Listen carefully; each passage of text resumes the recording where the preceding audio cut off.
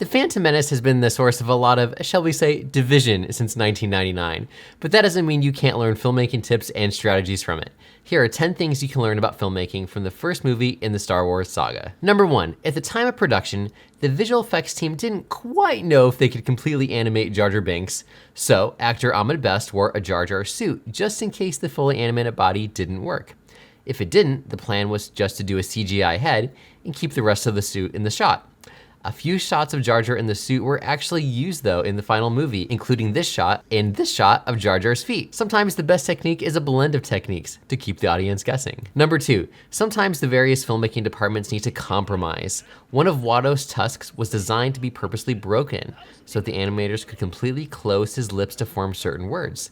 The animators prefer to eliminate the tusks entirely, but the conceptual designers felt that the tusks were an important part of Watto's character, so they remain in the movie. Number 3, knowing where to edit together story beats is extremely important in crafting the emotional flow of the movie. In the final battle, for example, all of the storylines come together at their darkest moments in order to give the audience a sense of impending doom. Number 4, visual effects animators are cast based on their animation strengths, such as dialogue or character movement.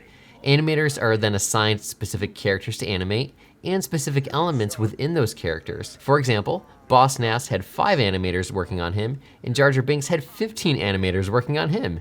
This scene of Jar Jar and Boss Nass walking together took 8 weeks to animate, as at the time it was challenging to get CGI characters to actually interact with each other. Number 5, the best filmmakers learn from each other. The Gungan army used early crowd simulation technology that was a precursor to technology used to much acclaim in the Lord of the Rings battle scenes.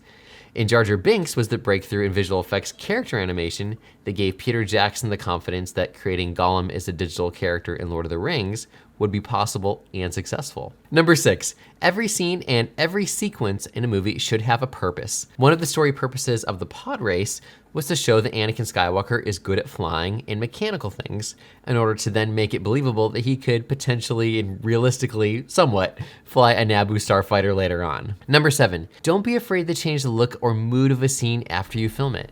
This scene where Darth Maul sends out his search droids was actually filmed at sunset, but changed to a nighttime scene in post-production in order to switch up the mood of the scene.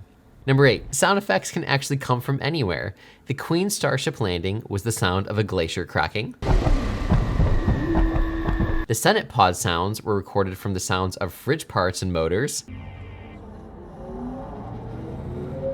The destroyer droid wheels came from the sounds of skateboards being ridden over cement blocks.